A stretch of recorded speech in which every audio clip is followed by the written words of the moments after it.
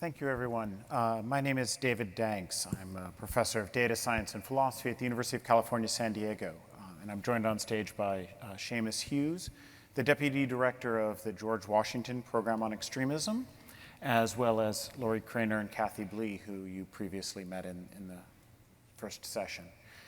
So, as the opening remarks repeatedly noted, one of the real goals of this summit is building bridges, building collaborations, building connections. There are so many of us who work on the problems of hate, studying its causes, studying what we can do in response. But so often we end up being trapped in our own little worlds. We talk to our own communities. We study the problems that affect the people that we work with most closely. And we do not always realize exactly how broad the problem can be. We don't necessarily have an understanding of the ways that hate impacts people's lives across the world, across cultures, across religions, across races. So as a part of this summit, one of the things that the four of us, among others, decided to really take on as a challenge was to see if we could bring together some of the data that's been collected about acts of hate. When we started this, it was a little bit of a utopian ideal that we could find a way to bring together people who had studied anti-Semitism, with people who studied right-wing violence, with people who studied anti-LGBTQ violence. And somehow the utopian ideal largely worked. We were able to bring together well over a dozen organizations. We were able to assemble data sets that all told included over 1.3 million acts of hate over the last 40 years. And I want to pause a moment just to let that number sink in. 1.3 million acts of hate in the last 40 years.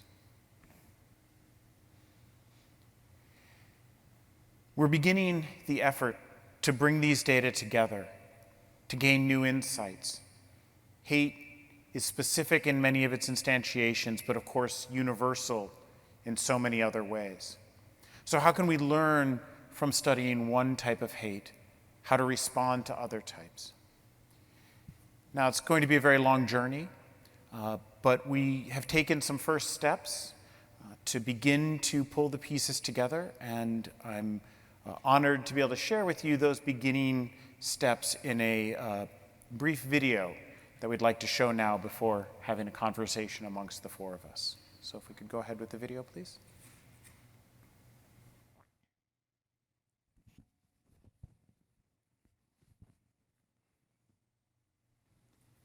Pittsburgh, Pennsylvania, Christchurch, New Zealand, Uttaya, Norway, El Paso, Texas, Darfur, Sudan, Atlanta, Georgia.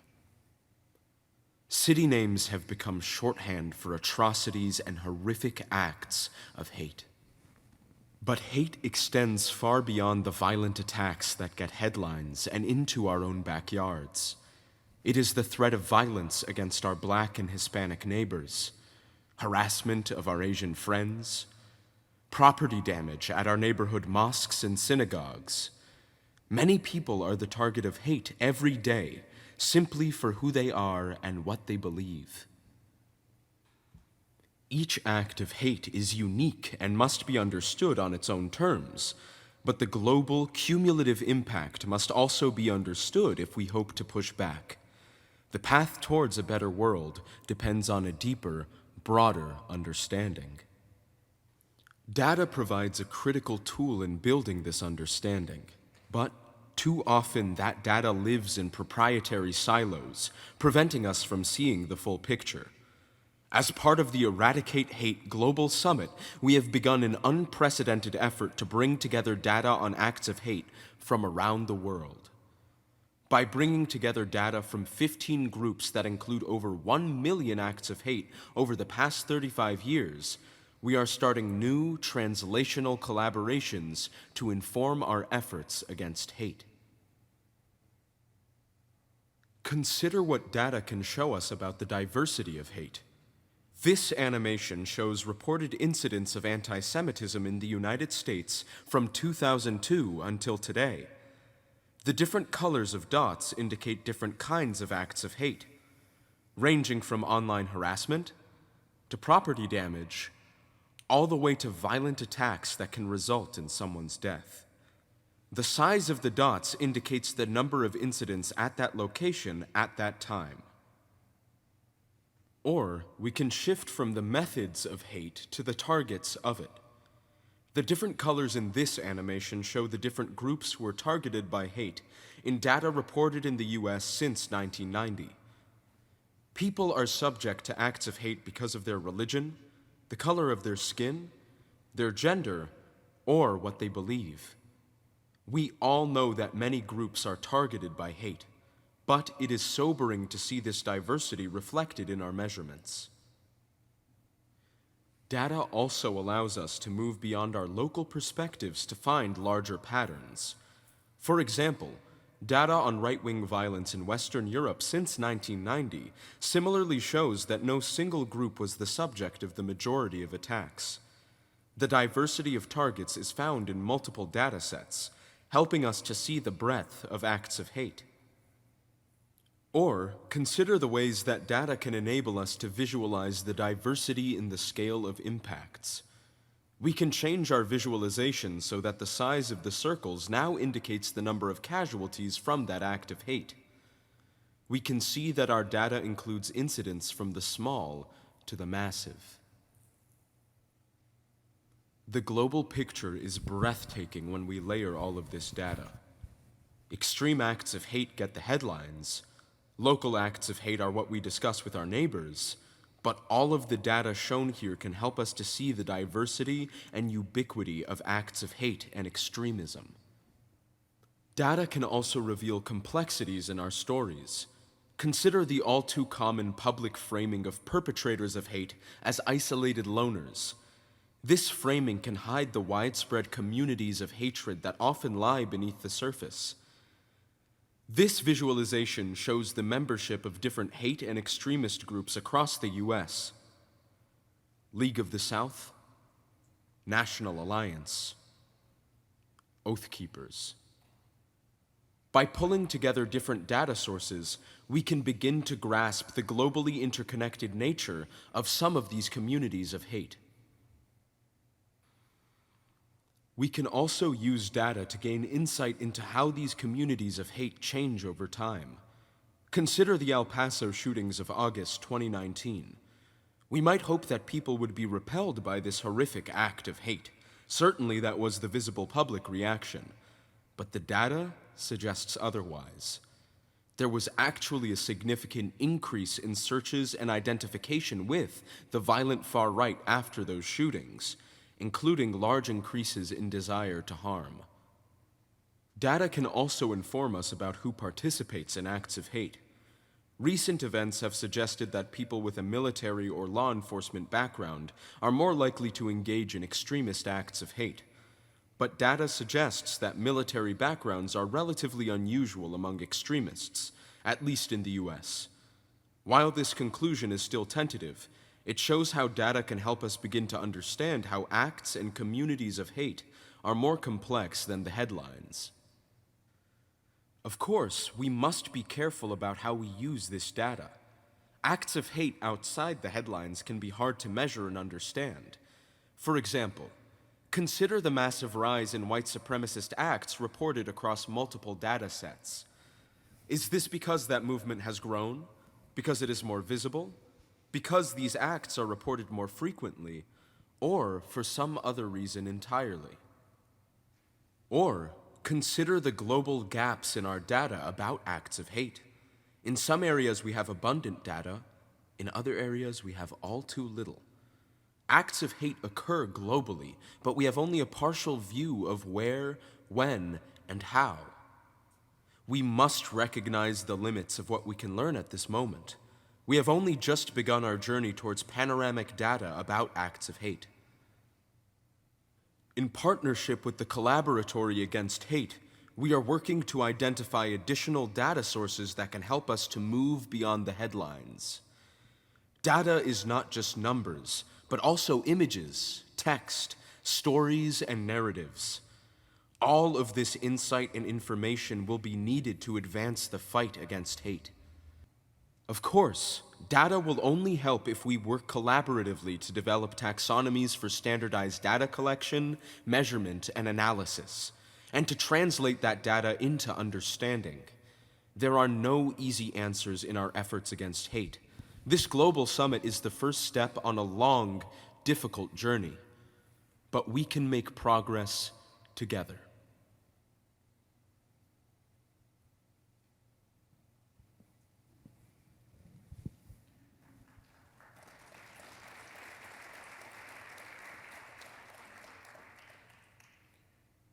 So obviously, thank you in advance to all of the organizations that have been willing to share their data as we try to achieve that broader and deeper understanding. So I'd like to pose a few questions to the folks with me on stage about both the power and potentially the limits of data as we think through numbers, stories, images that go beyond anecdote to really gain insights. So Kathy, I'd like to start with you, if we may. And in particular, I'd like to hear your thoughts about how do we think about sort of what falls under the umbrella here. So there are an enormous number of acts of violence that are driven by who the person is, domestic violence, misogyny, that simply don't show up in most of these data sets. So what should we be aspiring to collect as we really try to gain this panoramic understanding?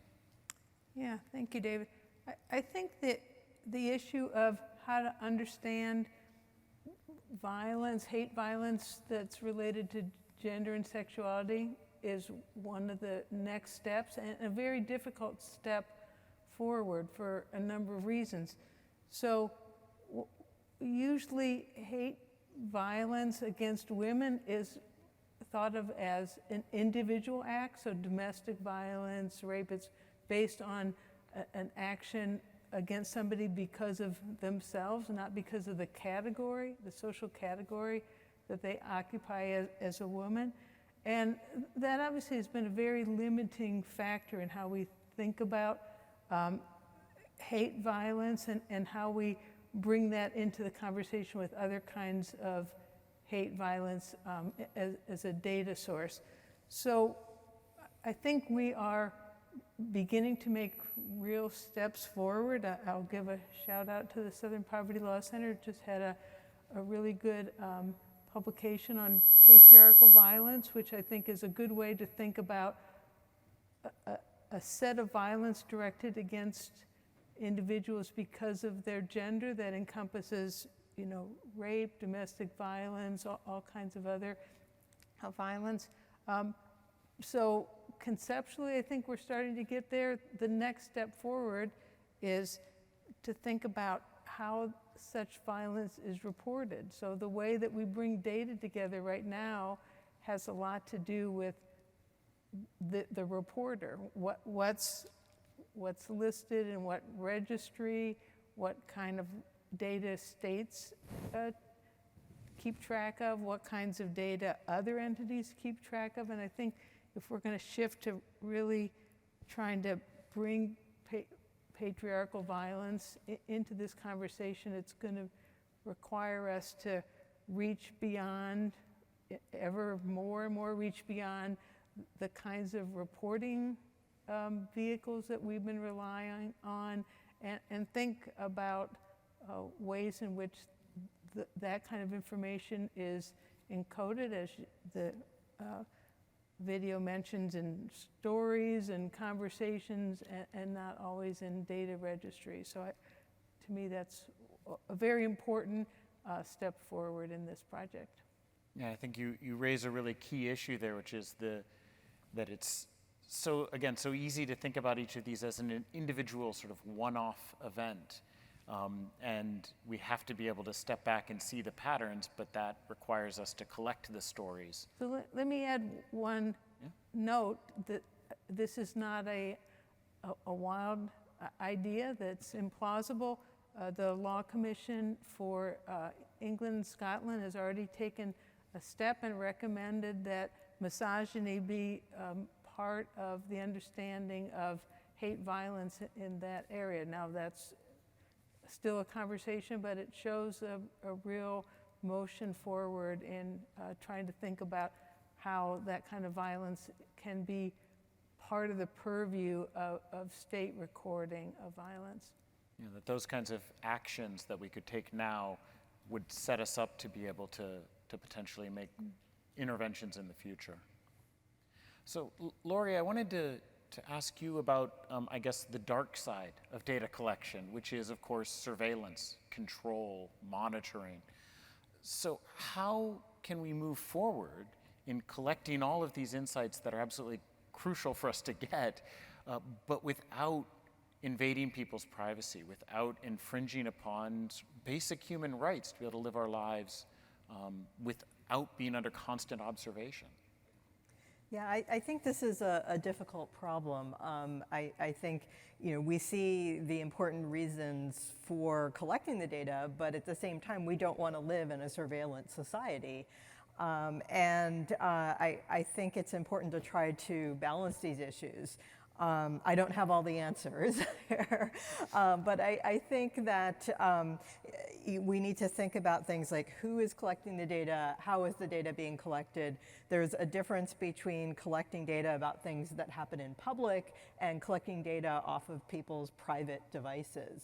You know, recently we saw a controversy over Apple's move to collect some data on iPhones, and I think people rightly were appalled about that idea. And so thinking about, you know, where is the data collected? Is it being collected by private parties, by the government? If the government is collecting data, on what authority? You know, is there a court order with some, you know, reason for suspicion, or is this just a dragnet where we are surveilling everybody? And all of these things need to be balanced so that we can get the data that is going to be important, that there's evidence for its usefulness without just collecting lots of data on everybody all the time. And I think that also highlights the importance of collaboration in all of this. Nobody knows every piece of the law, ethics, technology, sociology to be able to adjudicate those kinds of challenges. We need to be able to work together. And is that the sort of research that would be taking place? I mean, Carnegie Mellon does not have a law school. Pitt obviously does. Is that the kinds of opportunities that the Collaboratory is moving towards? Exactly. So at Carnegie Mellon, we have a lot of computer scientists who are looking at how to use the data, how to track the data. But we are partnering with people in public policy and with our friends at the Pitt Law School in trying to think about the ethical and policy issues of the data use rather than just focusing solely on how can I crunch more data. As a philosopher, I'm very happy to hear that the ethics is not getting left behind. So Seamus, you know, the other piece of the Collaboratory is, of course, the Action Center. The data that we showed in that video is all observation. It's all sitting and seeing what's happening in the world. How do we move from observation to action? How do we use data to actually do something in the world? I mean, I think data can inform your decisions, or at least inform some decisions. The other thing to think about is to not allow data to inform all your decisions. So it's a bit of a combination of the narrative and public policy and having a conversation and then using the data to kind of inform that decision. But sometimes data can be a little tricky. It can lead you in different directions that you want to do. Now, I was struck when we started this project, I don't know, a long time ago, a year and a half, 2 years ago. We have a lot of data of information of folks prior to their kind of going down the rabbit hole of extremism, and we've got a lot of data after an attack. And everything in between is a little bit of a mess, to be frank. And so I think we need to get better at that type of work. I was also struck about how much data is out there, right? So you and I, you know, cold called, twisted arms, did the best we could to get, you know, more than a dozen organizations to put together all of this data, but I'm sure there's a lot more out there. And I'm hoping that a conference like this, that the Collaboratory like that, will be able to bring these kind of disparate folks together. Because I think as a field, we need to figure out kind of standards of collection, standards of what we're looking for, what we're not looking for, where are the ethical landmines that we need to look for, and I'm hopeful that that your organization can kind of lead the way in that conversation. So when we think, I mean, your program in particular focuses on extremism, and so what do you see in the data as the connection between extremism and hate? I mean, those are not obviously, I mean, they're not the same thing. Somebody can be an extremist without falling into hate. They can hate without, Right. I suppose, all hate that would lead to violence is extreme in its own way, but that's not usually how the term is used. So what is the connection that you all are seeing? Yeah, I mean, there's clearly some overlap, obviously. You know, what's interesting to me is the connection between violence and words and actions, right? How much do someone's words or their echo chamber online or the social circles they have, how much does that affect whether they actually commit the violence? Where's that kind of threshold of changing these things? I think that's what the data can kind of lead you to think about. You know, if you're in a cocoon of hate, do you end up doing, you know, a horrible act of violence, or do you move on, right? And people, and humans by their very nature are complex, and the reasons we do things are equally complex. But hopefully that something like this can help guide us. Great. And I think that really highlights and sets the stage, these comments, for so much of what we're going to be hearing over the next 3 days, because there are panels on technology and how that has promoted and led to an increase in echo chambers and people getting reinforcement of toxic beliefs. Panels on how people can get out, the fact that some people do fall down into extremism and then manage to make their way out, as well as the kinds of interventions that we can do to assist people in all of those kinds of things. So I think this is really great in terms of setting the stage. So I know we are already falling behind schedule, so I'm going to do my part to try and move us a little bit forward. I wanted to make sure to introduce the next speaker. There will be a cleaning that occurs here. So, but next will be Rita Katz to try to take so many of the issues that we're discussing and put them in a bit more of a historical framework to understand the connections between the various atrocities that occur, that these are not isolated incidents. They're not just part of incredibly broad patterns, but in fact have very specific connections between them. So that will be momentarily given by Rita Katz, who's the executive director and founder of Site Intelligence Group, a leading counterterrorism organization. Rita is a world-recognized expert on global terrorism and extremism networks, and she's going to be situating especially the events at the Tree of Life Synagogue within a broader historical context. So thank you, Kathy, Lorrie, and Seamus, and Rita will be out momentarily. Thank you.